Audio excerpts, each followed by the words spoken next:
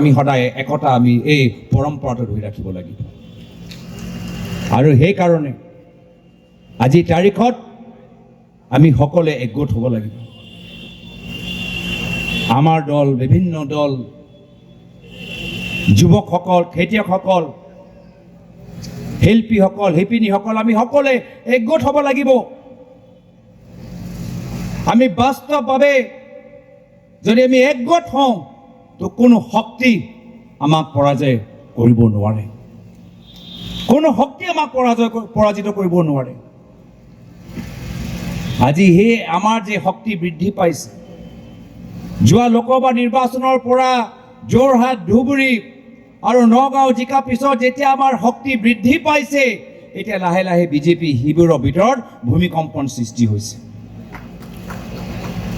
গম পাই গৈছে যে মাত্ৰ 12 মাহৰ কাৰণে তেওঁলোকৰ চৰকাৰ 12 মাহৰ পিছত মডেল কোড লাগি যাব গোটেই ক্ষমতা তেওঁলোকৰ হাতৰ পৰা গুচি যাব আৰু সেই কাৰণে এই 12 মাহৰ ভিতৰত যিমান পইচা লুটিব পাৰে তেওঁলোকে বিচাৰি আছে আৰু সেই কাৰণে মুখ্যমন্ত্ৰীৰ মনটো অলপ বেয়া মুখ্যমন্ত্ৰীৰ মনটো অলপ অস্থিৰ হোৱা কাৰণ কি অসমত তেওঁৰ চৰকাৰে অবৈধ কয়লা খনন বন্ধ কৰিবলৈ হ'ল যেতিয়া অবৈধ কয়লা খনন বন্ধ কৰা গ'ল কয়লা খননৰ পইচা বিজেপি যোৱা সেই ৰাস্তাটো বন্ধ হৈ গ'ল মুখ্যমন্ত্ৰী মনটো অস্থিৰ হৈ গৈছে ভাল পোৱা নাই হাজাৰ হাজাৰ কোটি টকা যে ইনকাম আগতে বিজেপি দললৈ আহি আছিলে সেই কোটি টকা লৈ যে তেওঁলোকে ঝাৰখণ্ডত গৈ ব্যৱহাৰ কৰে ডাঙৰ ডাঙৰ তেওঁলোকৰ 5 ষ্টাৰ অফিচ বনায় এটা সেই ইনকামটো নাই মনটো অস্থিৰ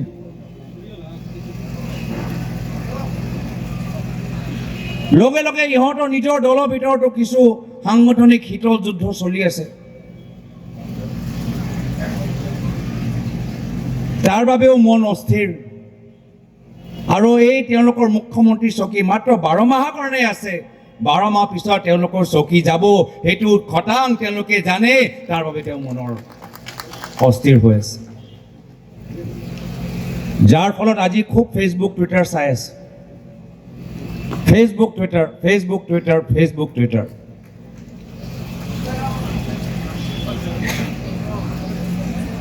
ভাল ফেচবুক টুইটাৰ কৰিছে ভাল মই ভাল পাইছোঁ বিদেশ নীতিৰ ওপৰত নিজৰ জ্ঞান বৃদ্ধি কৰিছে মই ভাল পাইছোঁ সাংসদজনৰ নীতি নিয়ম কি আধা জানিলেও তেওঁলোকে চেষ্টা কৰিছে জানিবলৈ মই ভাল পাইছোঁ কিন্তু এতিয়া গোটেই বিজেপি ইক'চিষ্টেম এতিয়া মোক টাৰ্গেট কৰিবলৈ বিচাৰিছে মই খুব বিনম্ৰভাৱে মই তেওঁলোকক জনাবলৈ বিচাৰিছোঁ যে যদি গোটেই বিজেপি ইক'চিষ্টেম একগোট হ'লে মোক যদি টাৰ্গেট কৰি মোক ভাবে যে মই দল সলাই ল'ম মই বহি যাম মই পিছুৱাই যাম মই তেওঁলোকক ক'বলৈ বিচাৰোঁ মই প্ৰয়াত তৰুণ গগৈদেৱৰ সন্তান মই আগবাঢ়ি যামগৈ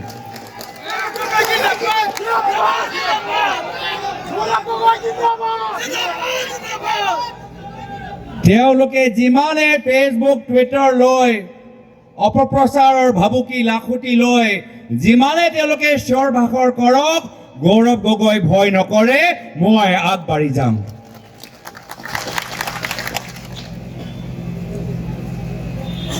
আৰু সেইকাৰণে মই দলৰ সতীৰ্থসকলক ক'বলৈ বিচাৰোঁ এইখিনি এই যুঁজত আমি আগবাঢ়ি যাম কিন্তু আমাৰ মূল উদ্দেশ্য হৈছে যে আমি ৰাইজৰ হৈ মাত মাতিব লাগিব আমি অসমৰ জনসাধাৰণৰ অন্তিম আশা আৰু অহা বিধানসভা নিৰ্বাচন অসমৰ জনসাধাৰণৰ বাবে তেওঁলোকৰ লাইফলাইন আৰু কংগ্ৰেছ দল হৈছে অসমৰ দুখীয়া জনসাধাৰণৰ হেল্পলাইন আমি হৈছোঁ কংগ্ৰেছ দল অসমৰ জনসাধাৰণৰ হেল্পলাইন সেইকাৰণে আমি জনসাধাৰণৰ হৈ মাত মাতিব লাগে সেইখিনি কথা আমি পাহৰি যাব নালাগে শিক্ষা ক্ষেত্ৰত কি সমস্যা স্বাস্থ্য ক্ষেত্ৰত কি সমস্যা খোৱা পানী ক্ষেত্ৰত কি সমস্যা কেলেংকাৰী কেনেদৰে চলি আছে এয়া হৈছে আমালোকৰ অধিকাৰ যে আমি তেওঁলোকৰ হৈ আমি মাত মাতি যাম সেইকাৰণে মই আশা কৰোঁ যে অসমৰ জনসাধাৰণে এই মুহূৰ্তত আমাক আশীৰ্বাদ প্ৰদান কৰিব আমাক পৰামৰ্শ দিব আৰু মই স্বাগতম জনাইছোঁ কৃতজ্ঞতা জ্ঞাপন কৰিছোঁ এই স্বাগতে অসমৰ জনসাধাৰণে আমাক মৰম কৰিছে এই যোৱা কিছু দিনৰ পৰা অসমৰ জনসাধাৰণৰ পৰা আমি যথেষ্ট সমৰ্থন পাইছোঁ সেইটো এটা প্ৰমাণ যে বিজেপিয়ে যিমানে কংগ্ৰেছক টাৰ্গেট কৰিব কংগ্ৰেছ সমান শক্তিশালী হৈ যাব তো মই আশা কৰোঁ যে 12 মাহ দিনে ৰাতি আমি কষ্ট কৰিবলৈ প্ৰস্তুত হৈ থাকিব লাগিব বহুতে চকু পঞ্চায়ত নিৰ্বাচনৰ ফালে দিছে কিন্তু বৰ্তমান চৰকাৰৰ চকু পঞ্চায়ত লোকে নহয় নিজৰ চকী লোকে দিল্লীত এই শীষ মহল যে অৰবিন্দ কেজৰিৱাল ডাঙৰীয়া প্ৰাক্তন মুখ্যমন্ত্ৰী ঘৰলৈ বহুত ৰাজনীতি কৰিলে একো নহয় এই অৰবিন্দ কেজৰিৱাল ডাঙৰীয়াৰ ঘৰ দিছপুৰত আহি মন্ত্ৰীসকলৰ ঘৰ চাওঁ শীষ মহলকে ডাঙৰ ঘৰ দিল্লী আমাৰ এই দিল্লীতকৈ বেছি দিছপুৰত দেখা পাব এবাৰ যদি কেমেৰা যিদৰে ভিডিঅ' তেওঁলোকে আমাৰ অৰবিন্দ কেজৰিৱালৰ ঘৰৰ সন্মুখত লৈ গৈ প্ৰচাৰ কৰিছে এবাৰ সেই একে কেমেৰা অলপ ৰিজৰ্টৰ ভিতৰত সোমাই দিয়ে অলপ ঘৰৰ ভিতৰত সোমাই দিয়ে অলপ মন্ত্ৰীৰ বাংলৰ ভিতৰত সোমাই দিয়ে গম পাব অৰবিন্দ কেজৰিৱালতকৈ দুগুণ বেছি খৰচ অসমৰ বিজেপি চৰকাৰৰ মন্ত্ৰী আৰু মুখ্যমন্ত্ৰীয়ে কৰিছে এতিয়া সেই কেমেৰা দেখুওৱা সাহস আছেনে নাই আমি জানিবলৈ বিচাৰোঁ তো বহুতখিনি কথা আমি পাতিবলগীয়া আছে মই আজিৰ তাৰিখত মই মাত্ৰ আপোনালোকক বিনম্ৰভাৱে অনুৰোধ জনাইছোঁ যে যিদৰে বৰ্তমান চৰকাৰৰ চকু অহা বিধানসভা নিৰ্বাচনলৈকে আজি তেওঁলোকে কেন্দ্ৰিক কৰি তেওঁলোকে কামখিনি কৰিছে আমি একে